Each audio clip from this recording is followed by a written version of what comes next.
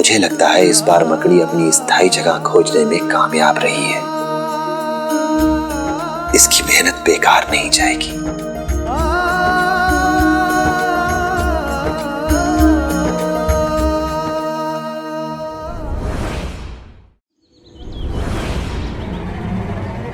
कुलकर्णी सरकार,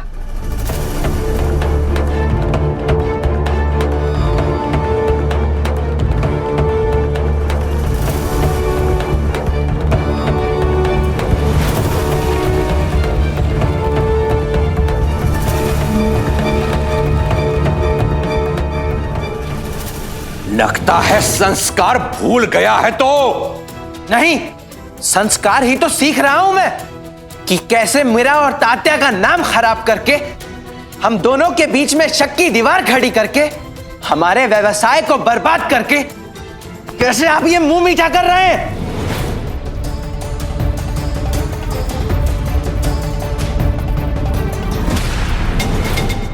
हरिओम, इसे सब ज्ञात हो गया।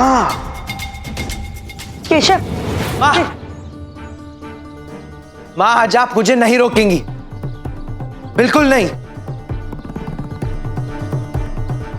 मर्यादाएं टूटती है तो टूटने दीजिए, क्योंकि जिन मर्यादाओं का इस्तेमाल अपने स्वार्थ के लिए किया जाता हो, उन मर्यादाओं को तोड़ना ही अच्छा होगा। पहले मुझे लगता था कि हिरण्यकश्यप और प्रहलाद की कहानी झूठी होगी। एक पिता अपनी संतान के साथ ऐसा कभी नहीं कर सकता। लेकिन आज मुझे पता चला कि हिरण्यकश्यप तो आज भी जिंदा है, वो भी मेरे अपने घर में, जो अपनी अहंकार की जीत के लिए, अपने बेटे के मान सम्मान, उसके भविष्य को कत्ल करने के लिए एक क्षण की देरी भी नहीं लगाता। चुप! अपने पिता को पिता शब्द की परिभाषा भी जानते हैं आप? पिता वो होता है जो अपनी औलाद की खुशी में खुश होता है।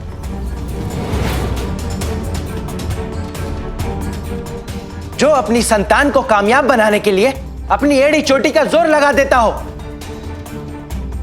बताइए, वो इंसान अपने आप को पिता कैसे कह सकता है जो अपनी बेटी की बर्बादी की साजिश करता हो?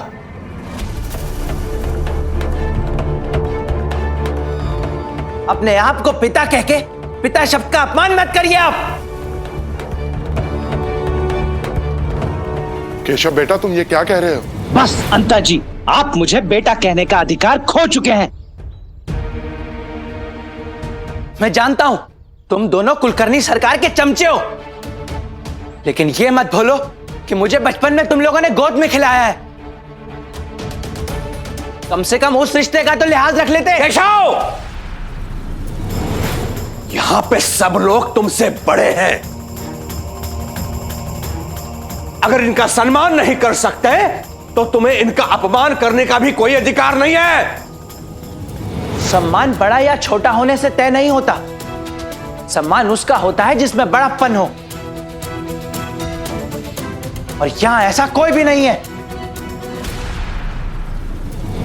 आप बहुत बड़े साहूकार हो सकते हैं, बहुत बड़े मुखिया हो सकते हैं, लेकिन आप एक अच्छे इंसान बिल्कुल नहीं है।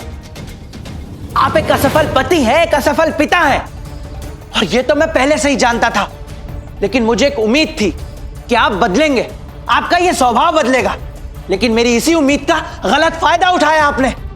जब मैंने आपसे व्यवसाय करने की बात की तो आपने उस पर झूठी खुशी जाहिर की। मुझे समर्थन देने का दिखावा कर कर मेरी भावनाओं से खेला है आपने।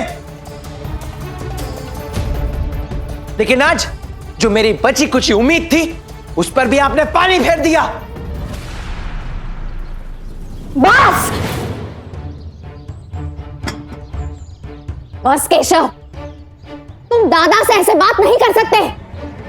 कोई भी नहीं कर सकता। उन्होंने जो कुछ किया है तुम्हारी भलाई के लिए किया है। उस पाटिल के बेटे के चंगुल से तुम्हें छुड़ाने के लिए किया है।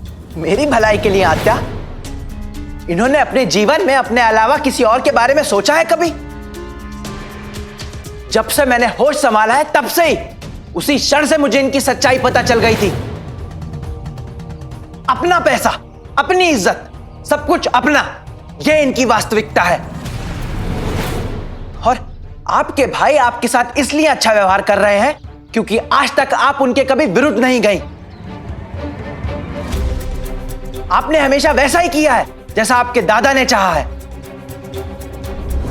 लेकिन मैं आपको यह लिख कर देता हूं आत्या, जिस दिन आपने अपनी मर्जी का कुछ किया ना, यह आपके भी विरुद्ध हो जाएंगे।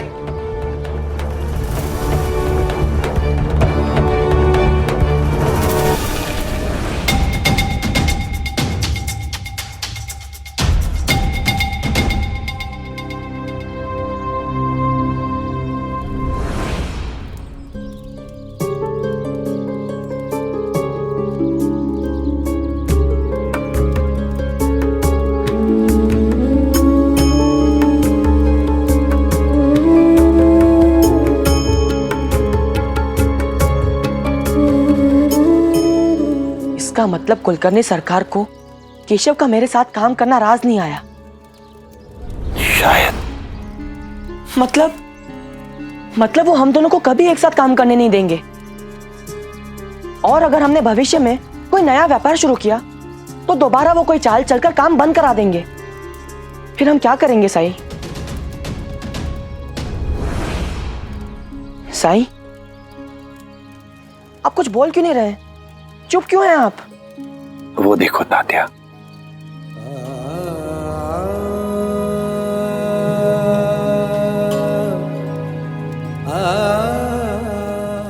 मकड़ी।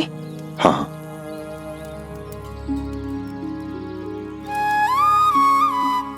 जानते हो तात्या, इसने जाला बनाने की कितनी कोशिश करी ताकि ये उसमें रह सके। सबसे पहले इसने बाहर उस पेड़ पर जाला बनाया था, पर हवा का तेज झोंका आया और जाला टूट गया। पर मकड़ी ने हार नहीं मानी। दूसरी बार इसने एक बैलगाड़ी पर जाला बनाया, क्योंकि बैलगाड़ी बहुत दिनों से बाहर खड़ी थी। पर जैसे ही जाला बनकर तैयार हुआ, गाड़ीवान आ गया और उसने उसमें बैल जोत दिए। जाला फिर टूट गया, पर मकड़ी ने हार नहीं मानी। और देखो, अब ये मकड़ी यहां अंदर आ गई है। फिर से अपना जाला बुनने की कोशिश कर रही है। ये फिर से अपना बसेरा बसाने का प्रयास कर रही है। मुझे लगता है इस बार मकड़ी अपनी स्थायी जगह खोजने में कामयाब रही है। इसकी मेहनत बेकार नहीं जाएगी, है ना?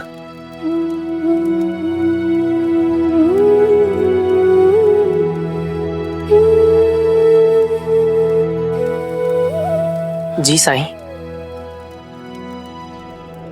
मुझे लगता है तुम्हें भी इस मकड़ी से सबक लेने की जरूरत है कि जिंदगी की राह में चाहे कितनी ही रुकावटें, कितनी ही बाधाएं, कितनी ही परेशानियां क्यों ना आए, लेकिन कभी हार नहीं माननी है, उम्मीद नहीं छोड़नी है कभी, बल्कि सबक लेकर आगे बढ़ते जाना है। साईं, मैं तो कर लूंगा, लेकिन केशव का क्या? उसका तो दिल टूट गया है।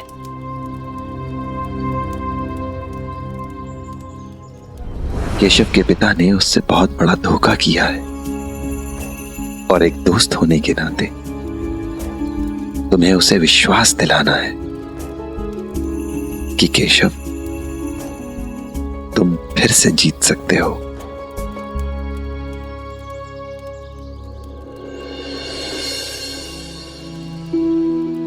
आपने बिल्कुल सही कहा साईं।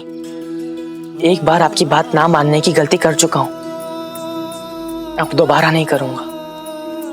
मैं केशव के साथ हमेशा रहूंगा, फिर चाहे कुछ भी हो जाए, फिर चाहे हमें कितनी भी मेहनत करनी पड़े, कितनी भी परेशानियों का सामना करना पड़े, हम करेंगे। हम अपना कारोबार फिर से स्थापित करके रहेंगे साईं। वो कहते हैं किस्मत जिसको कर्म का फल है, जीवन में कर्म योग का मार्ग ही अटल है। जो कुछ है हाथ में तेरे एक यही पल है, अच्छे कर्म किए जाए तो जीवन सफल है। ओम साई ओम साई ओम साई ओम साई ओम साई ओम साई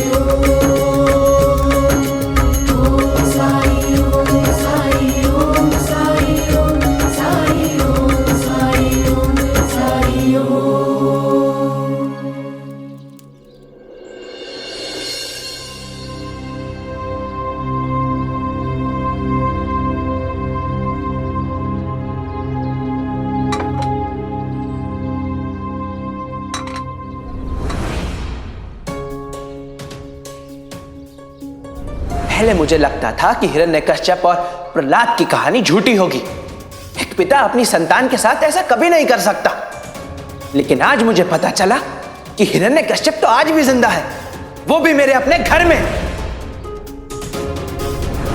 पिता वो होता है जो अपनी औलाद की खुशी में खुश होता है।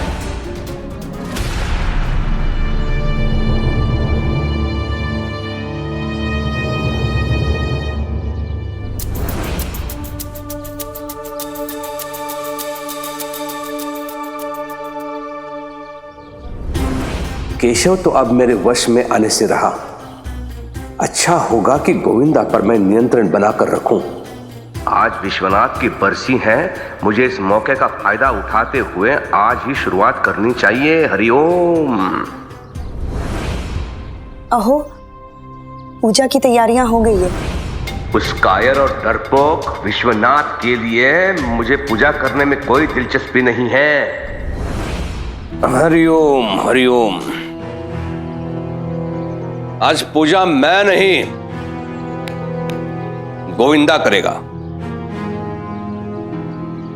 उसे कहाँ आते हैं विधि विधान दादा?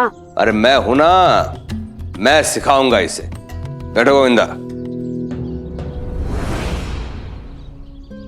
हरिओम हरिओम। दिया जलाओ।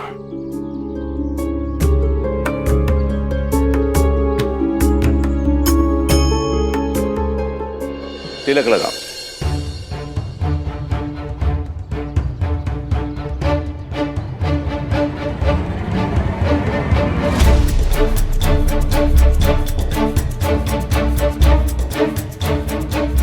अब हाथ जोड़ के भगवान से प्रार्थना करो कि तुम्हारे पिता को मोक्ष मिल जाए।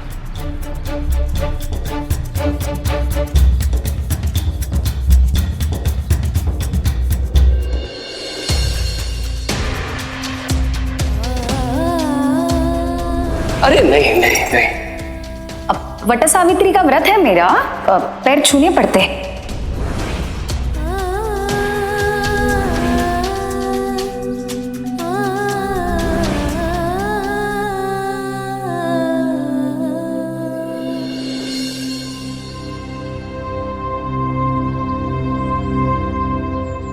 वही गोविंदा को नाश्ता करा देना। नहीं आई, आज आप मुझे नाश्ता कराएंगी।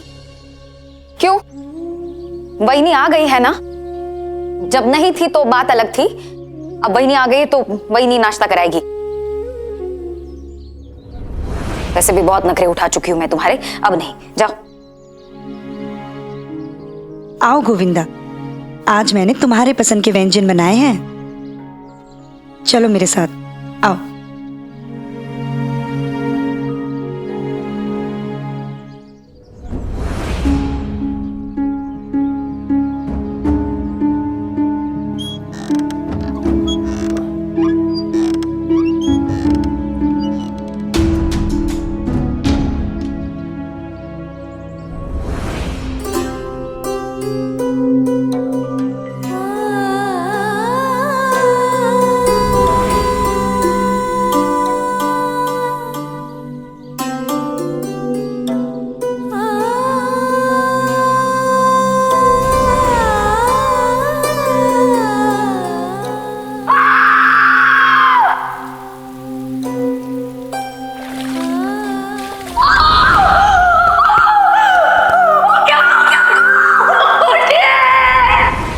गोविंदा बिल्कुल आपकी तरह है।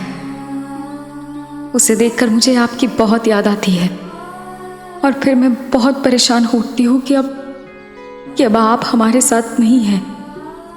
हमें छोड़कर क्यों चले गए आप? चिऊ, चिऊ, चिऊ है? जी, मैं ही चिऊ हूँ।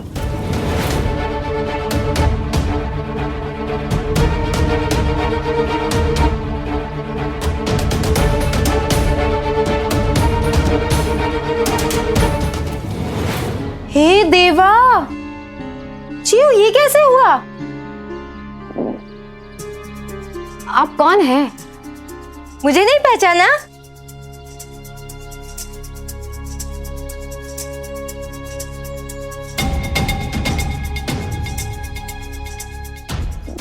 वृंदा?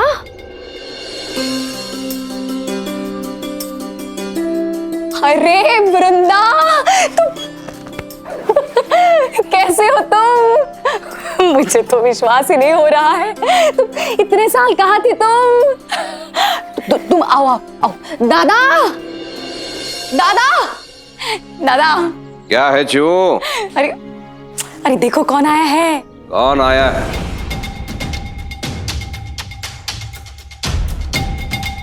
कौन है ये? अरे दादा, पहचाना नहीं? मैं वृंदा, जिसे बचपन में आप बटबोली कहते थे और चिऊ को मुझसे मिलने नहीं देते थे।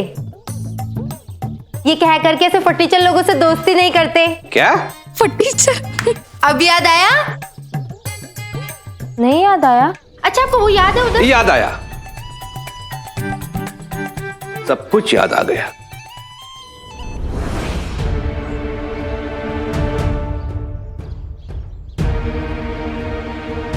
प्रतीत होता है कि इस बड़बोली के भाग्य खुल गए हैं। भिक्षाम दे।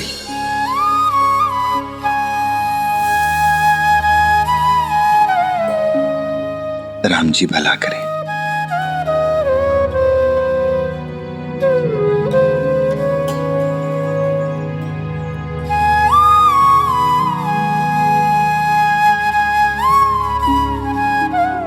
भिक्षा दे माई।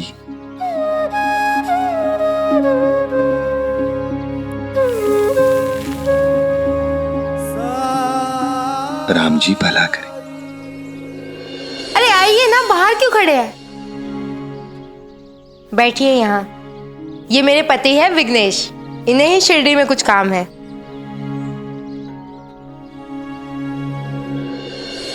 प्रणाम सरकार। हरिओम। सच कहूं तो वृंदा से पहले मैं आपसे मिलना चाहता था। वो तो इसने रोक लिया कि इसकी सहेली का घर है, इसलिए पहले ही अंदर जाएगी। मुझसे मिलना चाहते थे? क्यों? मैं निर्माण क्षेत्र के व्यवसाय में हूं और गोकुलदास जी ने मुझे शिरडी में पाठशाला के निर्माण के लिए भेजा है। इस पत्र में सब लिखा है।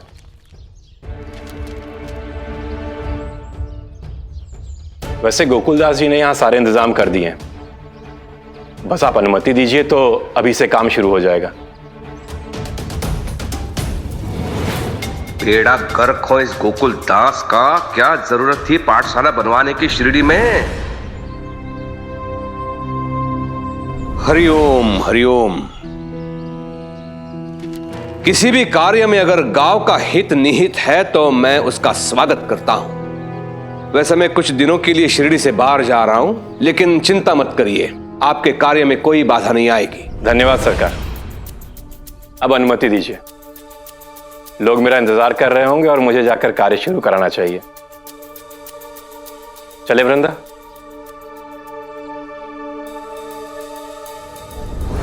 तेरे दादा के जाने के बाद मैं फिर से आऊंगी। अच्छा दादा, चलती हूँ, आती रहूंगी। क्या फुसफुसा रही थी तुम्हारे कान में? कुछ नहीं, वो औरतों की बातें। बिल्कुल नहीं बदली है, वैसे ही है बड़बोली। इससे संभल के रहना तुम चिऊ। ये ध्यान में रखना चिऊ, तुम श्रेष्ठ कुल से हो। तुम्हारा मान सम्मान प्रतिष्ठा औरों से कई अधिक है। समझ रही है ना मैं क्या बोल रहा हूं? और यहां पर होगा विद्यालय का मुख्य द्वार, जिस पर एक अर्धचंद्राकार पट्टी होगी और उस पर पाठशाला का नाम लिखा जाएगा। और यहाँ पर गमले होंगे।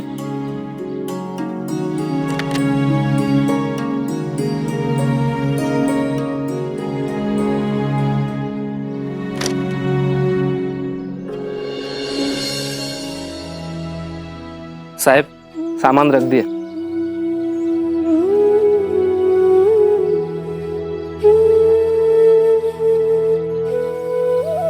बहुत अच्छे, शुक्रिया। काका, यहाँ क्या बनने वाला है? आप लोगों के लिए नई पाठशाला। सच्ची? बिल्कुल सच्ची।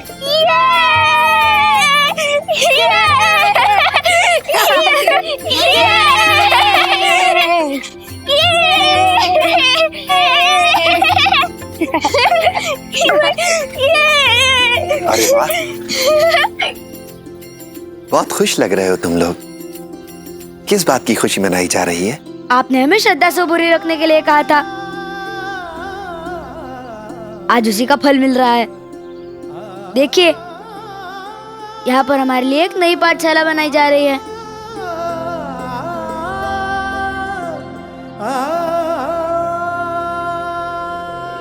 साईं,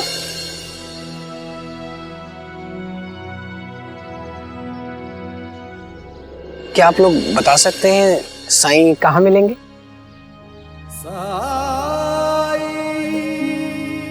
यही साई है।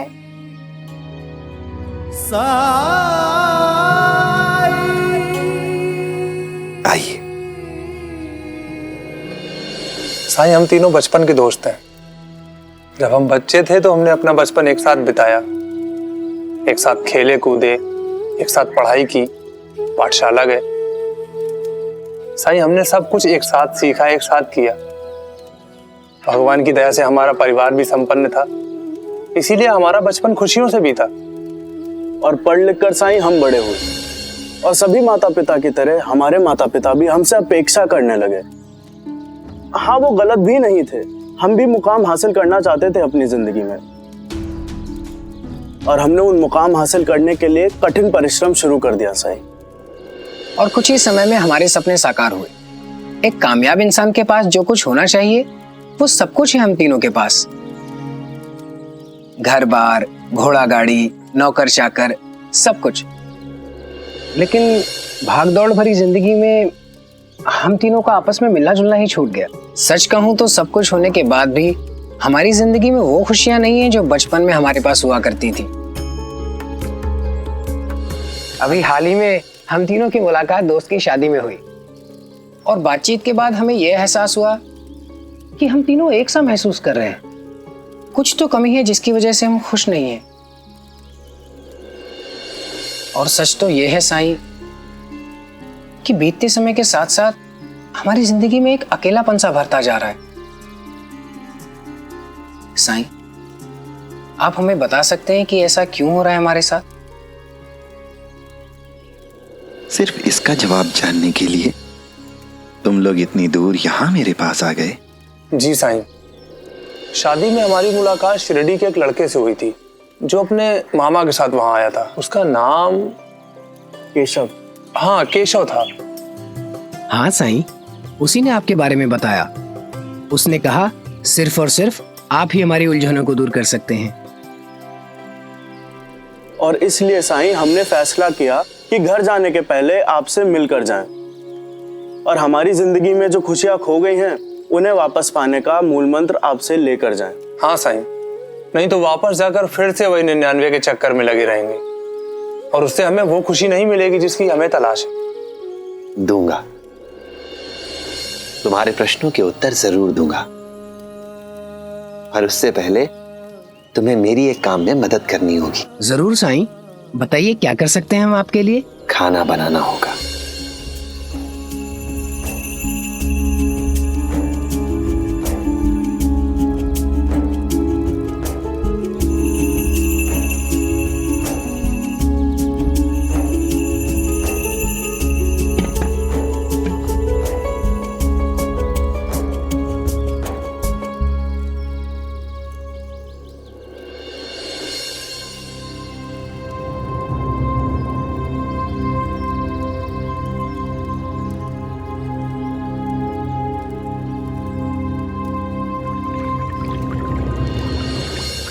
तुम्हें पक्का यकीन है कि हमने यहाँ पर आकर कोई गलती नहीं की?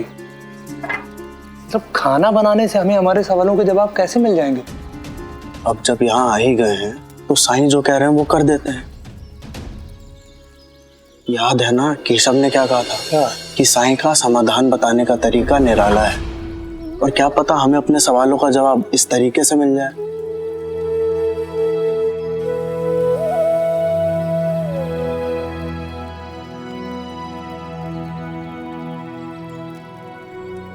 ये लो, सब्जी काटो।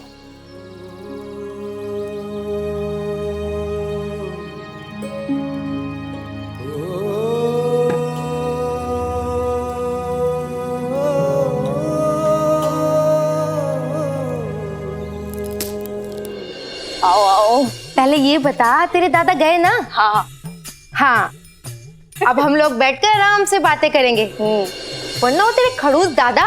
वृंदा, अरे इसमें मैंने क्या गलत कहा? वो तेरे भाई है, इसका मतलब ये तो नहीं है कि सच को सच नहीं मानेगी। बहुत सालों के बाद तेरे बाड़े में घुसने का मौका मिला है। हाँ, जरा देखूं तो तेरे बाड़े में क्या क्या बदला है। ये तख्त अभी तक यहीं का यहीं है,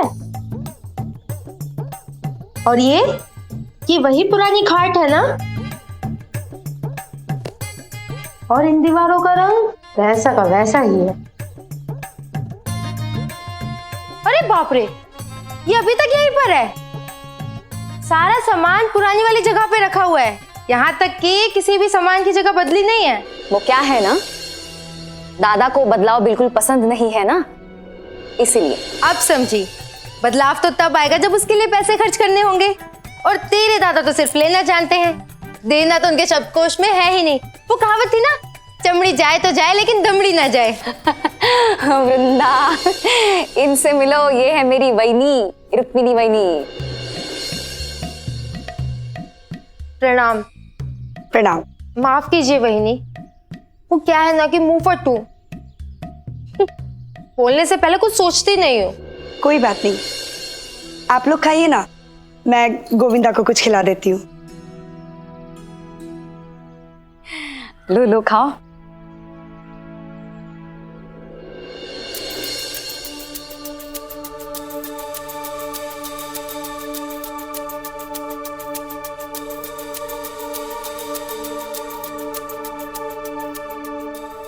ये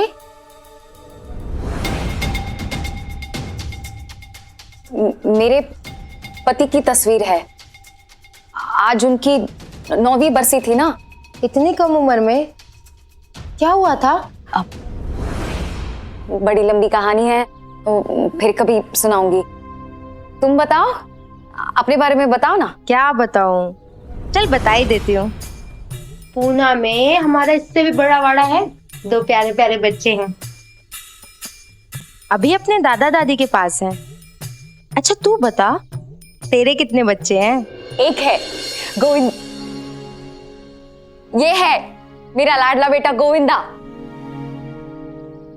गोविंदा, मैं खाना खा रहा हूँ आई। बहुत शरारती है। गोविंदा, यहाँ आओ। मैं खाना छोड़कर नहीं आऊंगा आई।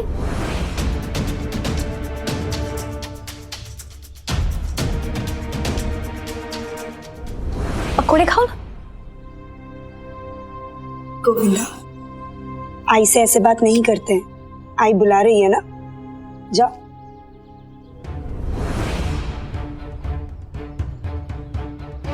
अरे खाओ ना। गोविंदा मेरा बेटा। गोविंदा बहुत प्यारा बच्चा है। हो गया ना? खुश? अब मैं जाऊं मामी जी के पास? जाओ जाओ।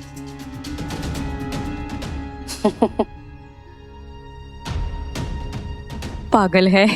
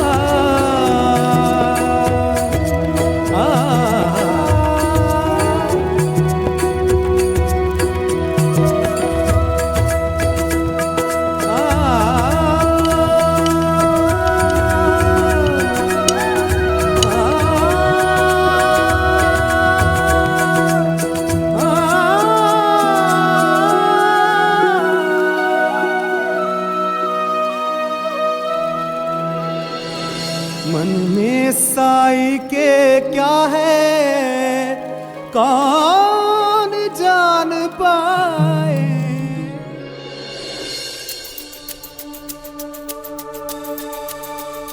एक बात बता, वही नहीं तेरे बेटे को पाल रही है ना? गोविंदा की देखरेख वही कर रही है ना? क्योंकि जहां तक मैं तुझे जानती हूँ, तुझे तो बच्चे पसंद नहीं थे। मेरी सलाह माने की चीज, आज जो तेरे हालात है ना, उसके हिसाब से तुझे भविष्य के लिए बहुत सावधान रहने की जरूरत है। मैं समझी नहीं। जरा अपने बारे में सोच। देख, कहना नहीं चाहिए, लेकिन तू मेरी सहेली जो है और मुझे तेरी फिक्र भी है, इसलिए कह रही हूँ। तेरे पास अपना कहने के लिए है ही कौन? सिर्फ तेरा एक बेटा गोविंदा ही तो है। एक विधवा औरत को कभी भी अपनी संतान की देखरेख को अनदेखा नहीं करना चाहिए। अब पति जो था वो भगवान ने छीन लिया, तेरे पास अब बचा ही कौन? तेरा इकलौता सहारा तेरा बेटा गोविंदा ही तो बचा। उसे भी अपने से दूर किए हुए है। ऐसी गलती मत कर। भविष्य में जब भी तुझे उसकी जरूरत पड़ेगी ना, वो तेरे पास नहीं आएगा, वो उसके पास जाएगा जिसे उससे प्यार मिला है। वो अपनी मामी के पास जाएगा, और अभी भी तो वो तेरी नहीं अपनी मामी की तो सुन रहा है। भगवान जाने भविष्य में क्या होगा।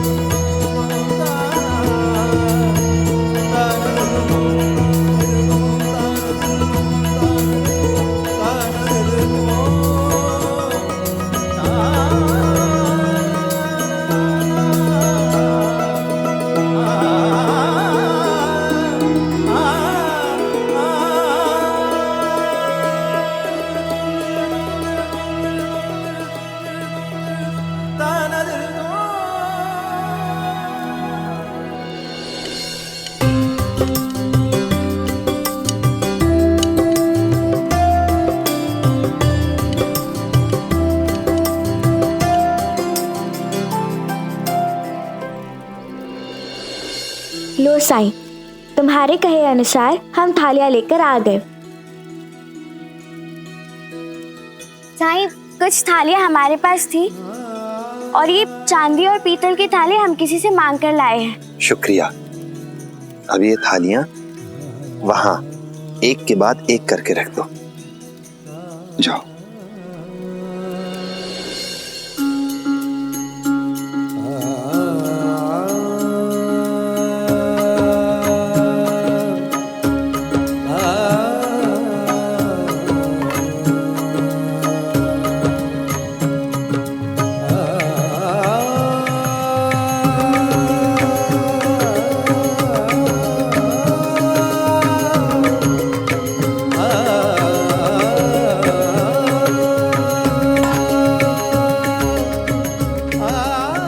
हो गया साईं।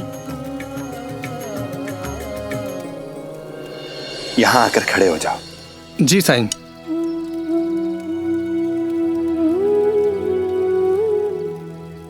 जी साईं। और क्या करना है साईं? बचपन में तुम लोगों ने आपस में दौड़ तो जरूर लगाई होगी। जी साईं, बड़ा मजा आता था आपस में दौड़ लगाने में। और मैं हमेशा प्रथम आता था। हाँ, लेकिन पीछे से। आज भी तुम्हें कुछ वैसा ही करना है। वहां सामने रखी थाली में से तुम्हें एक थाली दौड़कर उठानी है। पर हां, याद रहे कि इससे जीत हार का फैसला नहीं होगा। जो जिस थाली को उठाएगा उसे भोजन उसी थाली में मिलेगा। ठीक है?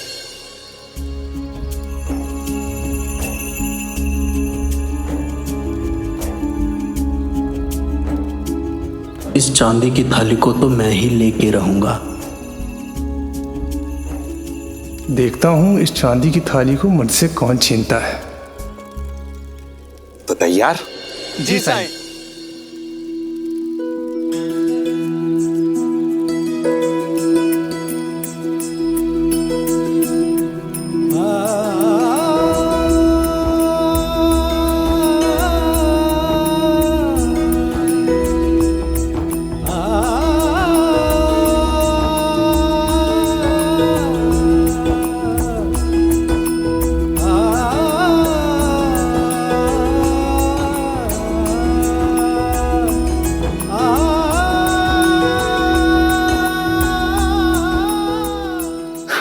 ले, वरना रोता रहेगा।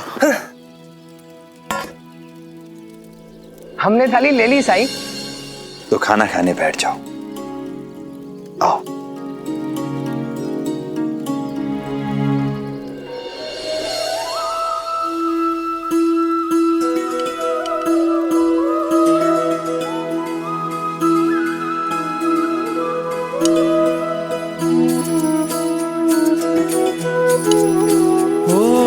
जिसके हृदय में दया भरी हो, करुणा में जो सर्वोपरि हो, निर्बल का जो बने सहारा, हृदय वही तो हरि का धाम। हरे कृष्णा हरे राम, हरे कृष्णा हरे राम।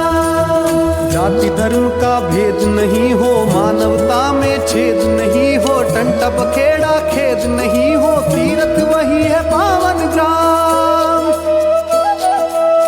हरे कृष्ण हरे राम, हरे कृष्ण हरे राम।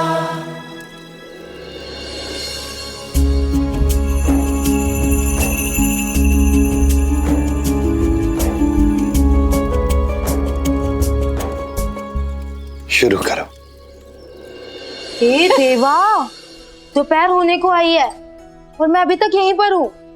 तो थोड़ी देर में दोपहर का खाना खाने मेरे पति घर आने ही वाले होंगे और मैं यहाँ बैठ के गप्पे मार रही हूँ। कुछ बनाया भी नहीं है। अच्छा चिऊ, मैं चलती हूँ। दोबारा आना। हाँ, मैं तो आती रहूंगी, लेकिन कल तू भी मेरे घर आना। अरे मैं कैसे आ सकती हूँ? गोविंदा के बाबा के स्वर्गवास के बाद मैंने कभी इस वाड़े से बाहर कदम नहीं रखा है। क्या बात कर रही है? लेकिन क्यों? क्योंकि नहीं रखा है। अब दादा को पसंद नहीं है कि मैं कहीं आऊं जाऊं। वैसे मैं ज्यादा रीति रिवाज नहीं पालती, मगर कुछ चीजें हैं जो दादा के लिए। मैं कुछ नहीं सुनने वाली। कल तुझे आना ही होगा। वैसे भी तेरे दादा तो यहाँ है नहीं, तो तुझे कोई रोकने वाला भी नहीं है, ना ही तुझे किसी से अनुमति लेनी है। अच्छा, अकेली नहीं आ सकती ना? तो ठीक है, कल मैं खुद आऊंगी और तुझे अपने साथ अपने घर ले जाऊंगी। तू बस तैयार रहना। मैं चलती हूँ। वरुंदा, वरुंदा, मैं कुछ नहीं सुनने वाली, बस तैयार रहना। अरे मैं कैसे घर से बाहर जा सकती हूँ? वो देख चिड़िया। कहाँ? भूख कड़ी रहेगा तू। बचपन में भी मेरी थाली से उठाकर ऐसे मीठा खा लेता था, पेटू कहीं का। अरे ये क्या कर रहा है? अभी भी सब्जी नहीं खाता क्या? हाँ, नहीं खाता। अब तो तुझे ये भी याद होगा कि तू मेरे घर आकर आई से कैसे मेरी शिकायत किया करता था कि मैं अपनी सब्जी गाय को खिला देता हूँ। याद है?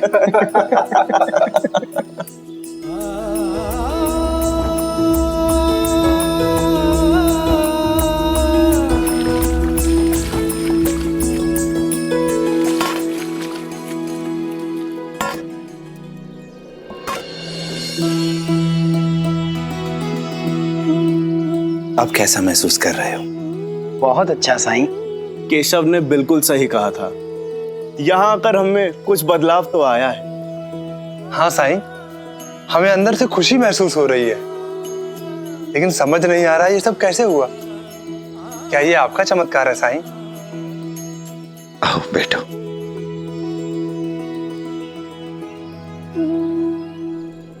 सच तो ये है कि मैंने कुछ नहीं किया है। मैंने तो सिर्फ तुम्हें साथ समय बिताने का मौका दिया, बस। और देखो क्या हुआ। जब तुम सब साथ मिलकर सब्जियां काट रहे थे, कितने खुश थे तुम, जीवन के हर पल का आनंद ले रहे थे। लेकिन जैसे ही मैंने तुमसे थालियां उठाकर लाने के लिए कहा, तुम सबके मन में प्रतिस्पर्धा की भावना आ गई। दूसरे के सामने खुद को श्रेष्ठ साबित करने का भाव आ गया। पर ऐसा हुआ क्यों? थाली चाहे सोने की हो या चांदी की, तांबे की, पीतल की, या सिर्फ एक पत्ता ही क्यों ना हो, थाली बड़ी हो, छोटी हो, कीमती हो या सस्ती हो, इससे भोजन के स्वाद पर कोई फर्क नहीं पड़ता, पर अक्सर हम थाली पर ही अपना ध्यान केंद्रित करते हैं। भोजन के स्वाद को, उसके जायके को भूल जाते हैं। हम ये भूल जाते हैं कि हमारे लिए भोजन महत्वपूर्ण है, ना कि थाली। और इन्हीं थालियों की आपाधापी में हम अपनों से, अपने परिवार से, अपने दोस्तों से, उन लोगों से बहुत दूर हो जाते हैं। उन लोगों के लिए समय नहीं निकाल पाते जिनसे मिलकर हमें सच्ची खुशी मिलती है, जो सच में हमसे बहुत प्यार करते हैं। फिर एक समय ऐसा आता है जब हम अपने आप को बहुत अकेला महसूस करते हैं। असुरक्षा की भावना हमारे अंदर जन्म ले लेती है। इसलिए याद रखो, हमें उन लोगों के साथ समय बिताना चाहिए जिनसे मिलकर हमें सच्ची खुशी मिलती है, अच्छा लगता है हमें।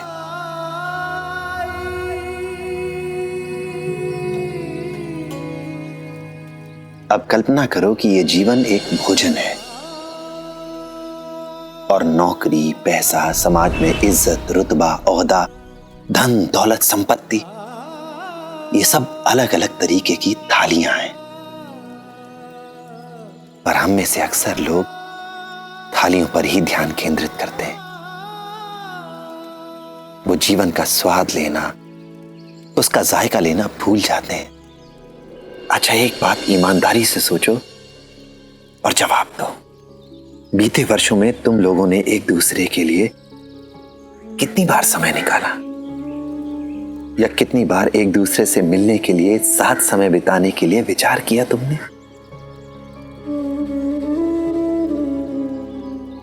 एक दूसरे को दिल से याद किया, सोचा? नहीं ना। और जब कभी भी ऐसा सोचा होगा तो हमेशा कोई जरूरी काम आ जाता होगा। ठीक कह रहा हूं ना मैं? हाँ साईं, लेकिन आप कह रहे हैं साईं, यहाँ आकर हम तीनों दोस्तों ने एक साथ समय बिताया, इसीलिए हमें खुशी महसूस हो रही है। पर साईं, साथ तो हम उस शादी में भी थे, उस समय हमें ऐसी खुशी क्यों महसूस नहीं हुई? क्योंकि वहां तुम दोस्त की नहीं, अतिथि की हैसियत से गए थे, और वहां समाज के सामने, एक दूसरे के सामने तुम खुद को श्रेष्ठ साबित करने में लगे रहे। इसलिए तुम मिलकर भी नहीं मिल सके। तुम्हारे परिवार के कपड़े कैसे हैं, तुम्हारे गहने कैसे हैं, तुम दूसरों के सामने खास लगो, अलग लगो, विशिष्ट लगो, इसी पर तुम्हारा ध्यान केंद्रित रहा। और एक दूसरे के सामने होने पर भी तुम सच मायने में एक दूसरे से मिल नहीं सके। सच मायने में वो शादी भी एक तरह की थाली ही थी। लेकिन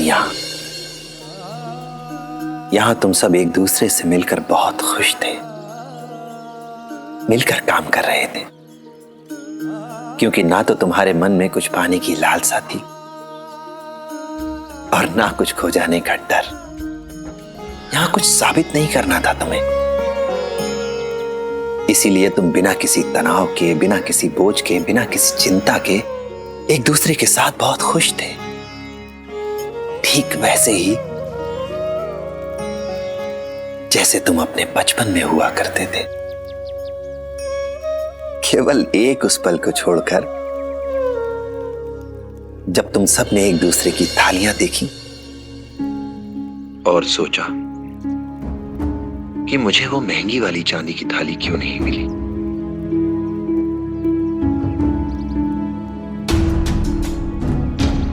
कर्म करने के लिए मना नहीं कर रहा हूं, प्रतिस्पर्धा या परिश्रम करने के लिए भी मना नहीं कर रहा हूं मैं, पर महत्वाकांक्षा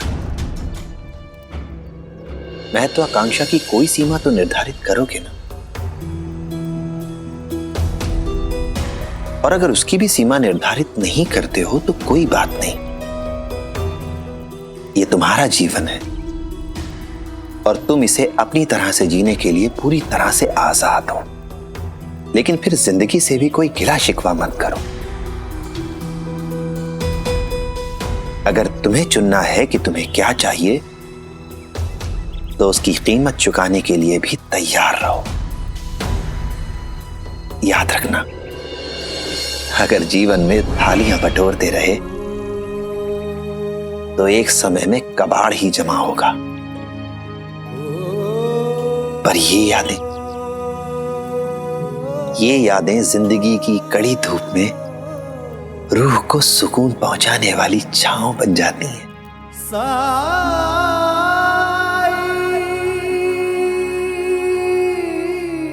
साईं, धन्यवाद। आपने हम सबकी आंखें खोल दी। हाँ साईं, आपने बिल्कुल ठीक कहा। हमें आज भी वही चीजें खुशियां देती हैं जिन्हें पाकर हम बचपन में खुश हो जाया करते थे।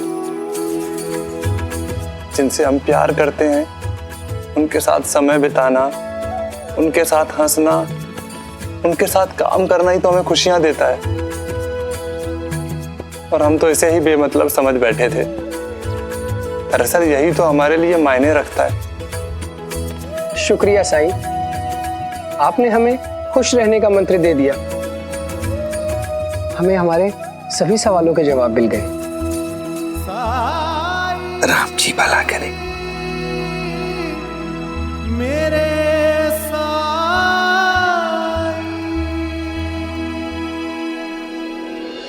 क्यों नहीं समझ रही हो वृंदा? मैं नहीं आ सकती। चिऊ, चप्पल पहन। मैं कुछ नहीं सुनूंगी। पहन तू। पहन ली कुछ। अरे वही इसे समझाओ, ये मेरी बात मान ही नहीं रही है। वही नहीं, अगर समझाना है तो इसे समझाइए। आखिर इसमें बुराई क्या है? अपने सहेली के घर जाने में, अपने लोगों से मिलने में।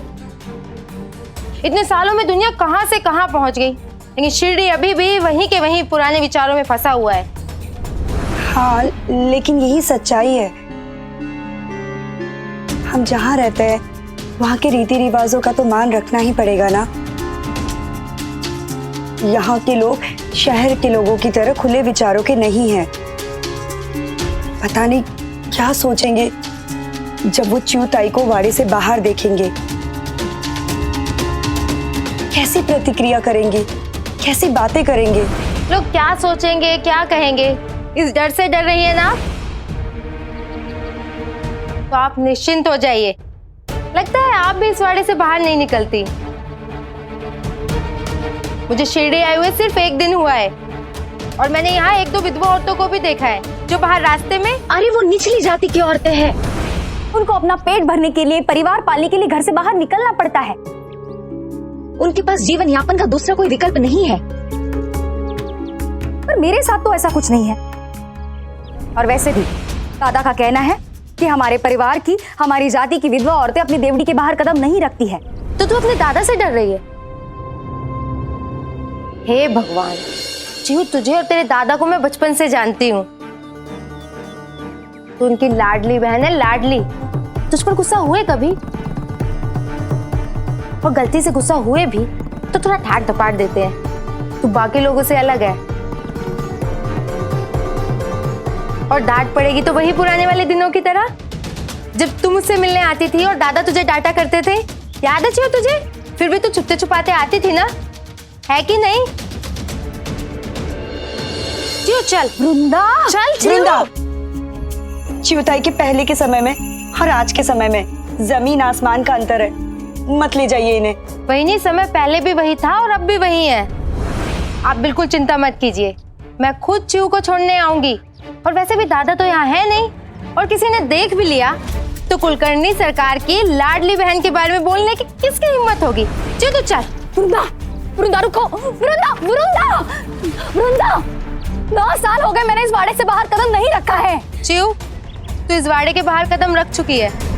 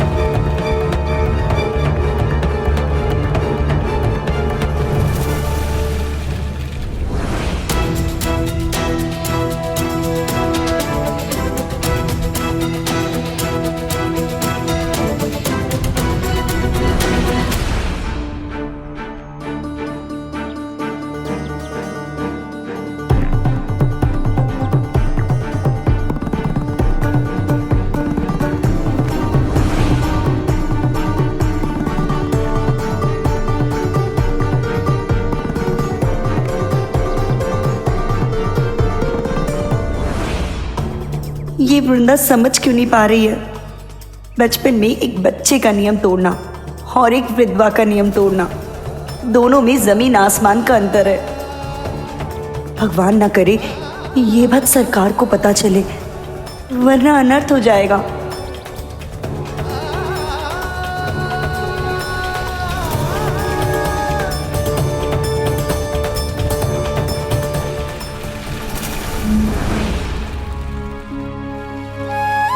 प्रणाम साईं। राम जी भला करे।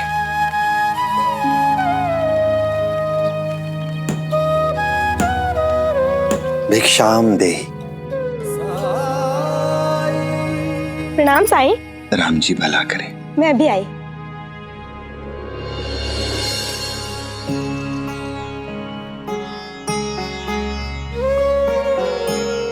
क्या आज आप इसके बदले मुझे बताशे दे सकती हैं? आज मेरा मीठा खाने का बहुत मन कर रहा है। जरूर साईं, पहली बार तो आपने मुझसे कुछ मांगा है। मन में साई के क्या है कौन जान पाए। ओम साई ओम साई ओम साई ओम साई ओम साई ओम साई ओम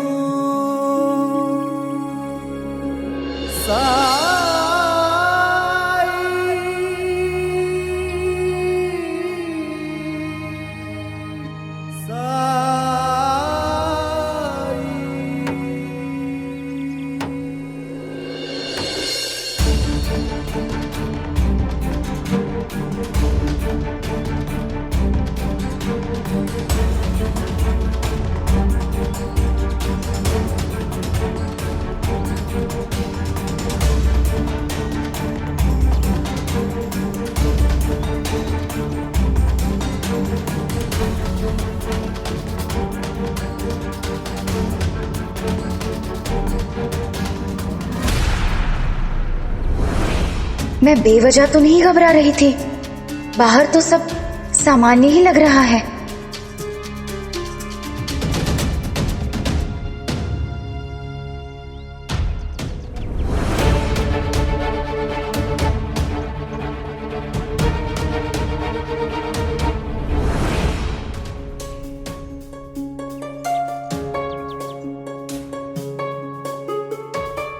अरे देवा, शिरडी तो आज भी वैसी की वैसी ही है।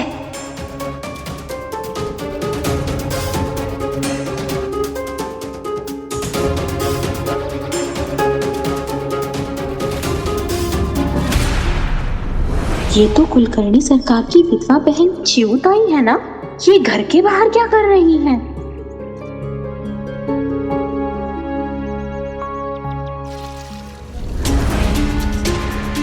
अरे, सरकार की बहन चिऊ घर से बाहर? वैसे तो सरकार बड़े नियम वाले हैं, पता नहीं आज अपनी विधवा बहन को घर से बाहर कैसे निकलने दिया। अरे क्या इधर उधर देख रही है? जल्दी चलना, वैसे भी मुझे तुझसे बहुत सारी बातें करनी है और तुझे बहुत सारी बातें बतानी है। चलना।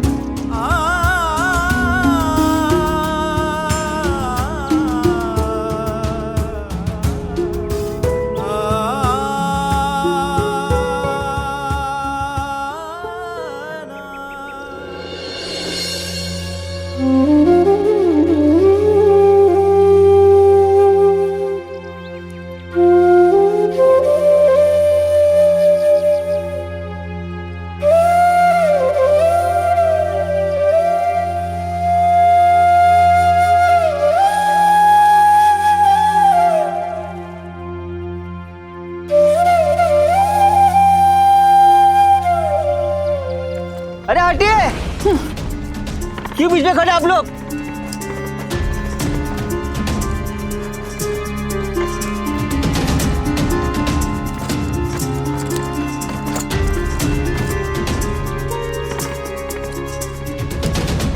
अरे अरे अरे, कहाँ बीच रास्ते में खड़े आप लोग?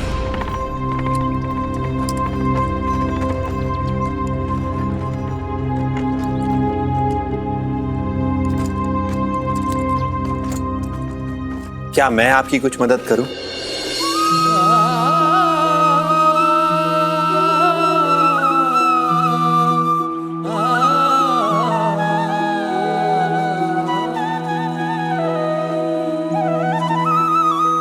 मेरा हाथ थाम लीजिए।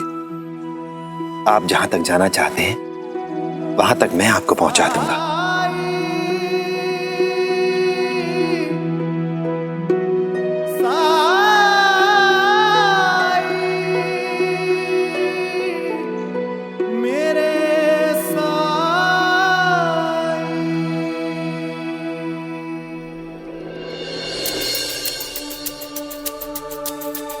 इतनी सारी साड़ियाँ? तू शिरडी में हमेशा के लिए रहने आई है क्या? अरे नहीं रे, बस पाठशाला का निर्माण होने तक रहूंगी यहाँ। फिर इतने सारे कपड़े? अब क्या करूं, आदत से मजबूर हूँ। कपड़ों और गहनों का बड़ा शौक है मुझे। ये देख,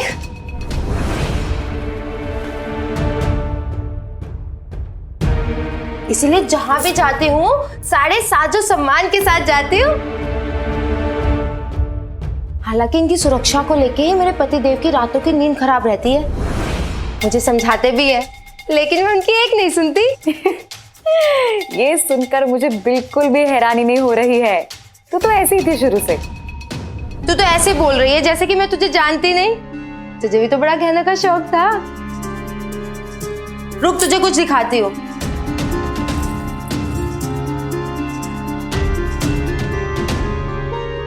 ये देख,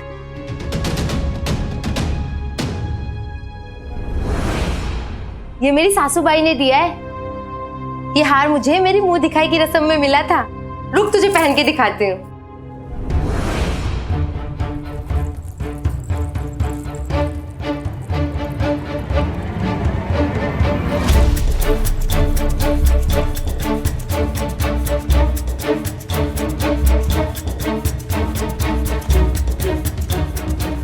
तुम्हारी ये जुल्फें, इन्हें खुले रहने दिया करो।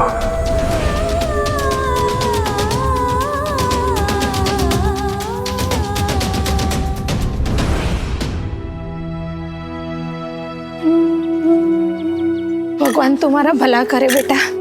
तुम्हारा बहुत बहुत धन्यवाद। ये तो मेरा फर्ज है। बताइए, कहाँ जाना है आप लोगों को? मंदिर, मंदिर जाना है हमको। हम लोग भजन गायक हैं। किसी मंदिर तक पहुंचा दो हमको। भजन गा के 2 पैसे कमाने आए हैं हम यहाँ। आइए।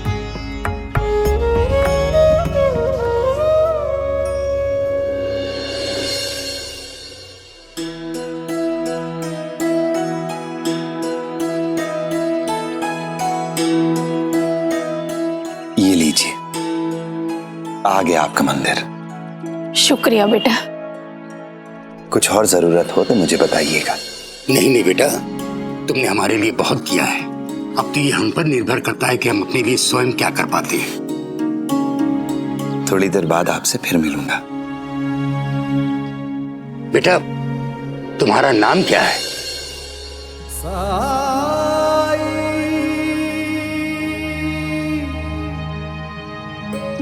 वैसे लोग मुझे साई कहते हैं।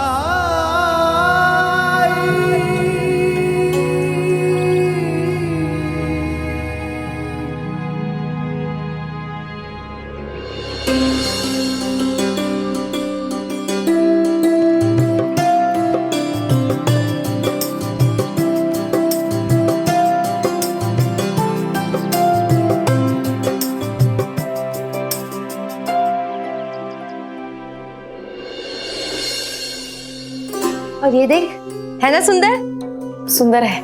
और हाँ, ये लाल साड़ी देख, मेरे पति ने दी है सालगिरह पर। अब तू तो जानती है कि मुझे चटक रंग कितने पसंद है। क्या तू विश्वास कर सकती है कि शिरडी की ये वृंदा जो कभी तेरे पुराने कपड़े और उतरन पहनती थी, आज उसके पास अब तो इतने सारे गहने और साड़ियां हैं। मैंने तो कभी सपने में भी नहीं सोचा था कि इतना सब कुछ होगा मेरे पास।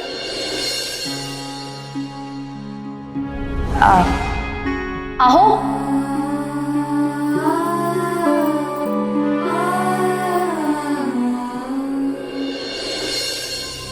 और तुझे पता है चिऊ, मेरे पति को ना उपहार देने की बहुत आदत है, हमेशा गहने और साड़ियां लाकर देते रहते हैं। अगर तुझे इन साड़ियों में से कुछ चाहिए तो तू ले जा।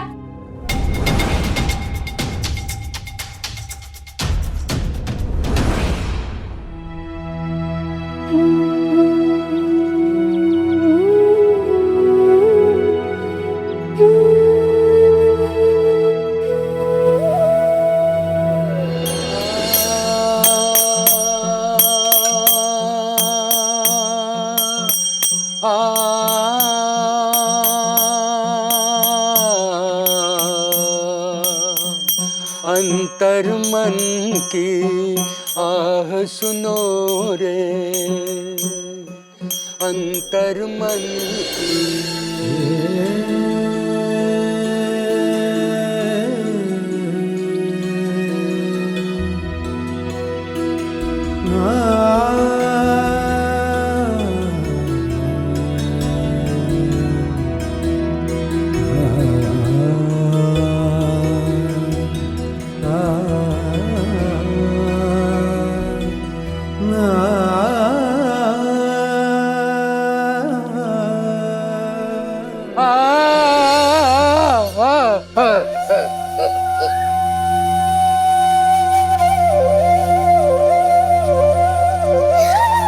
रोइए मत, उम्मीद मत छोड़िए। भगवान के घर पे है, वहां देर है, अंधेर नहीं है। धीरज रखिए, सब अच्छा होगा, सब अच्छा होगा।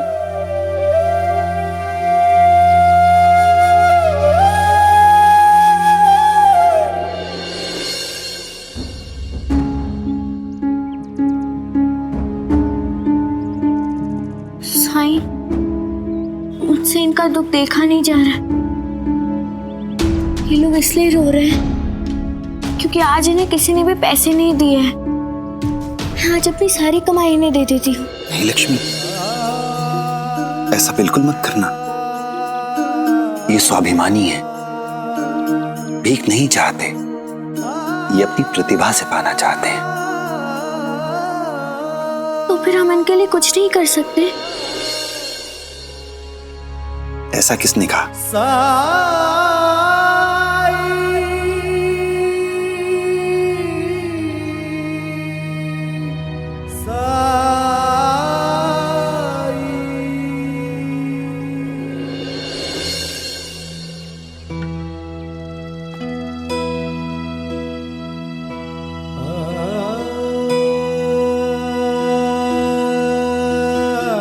इतनी सी थी मेरी पोती, जब मेरा बेटा, मेरा इकलौता बेटा और मेरी बहू हमें इस दुनिया में बेसहारा छोड़कर चले गए।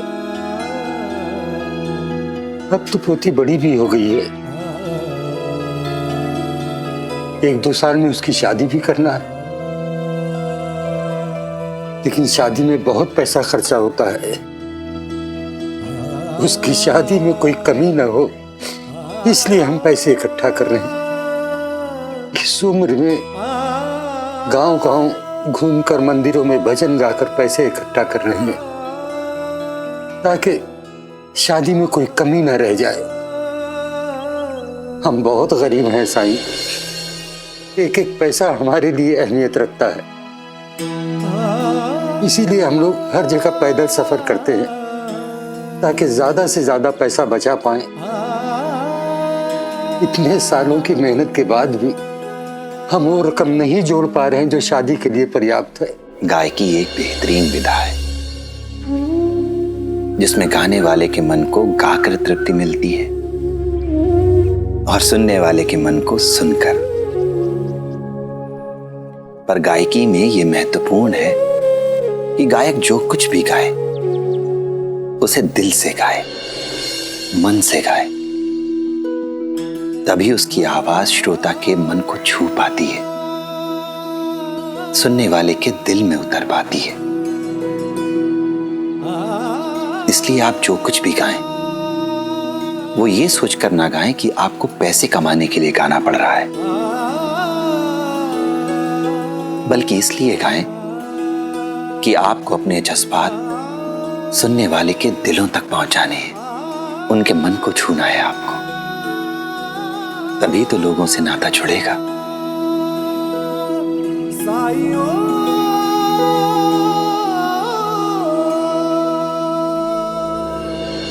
लेकिन कैसे?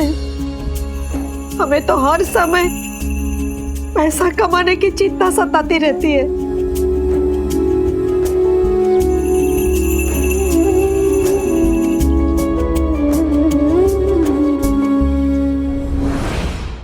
धार्मिक वीडियो सबसे पहले देखने के लिए हमारे चैनल को सब्सक्राइब करें और बेल आइकन दबाएं।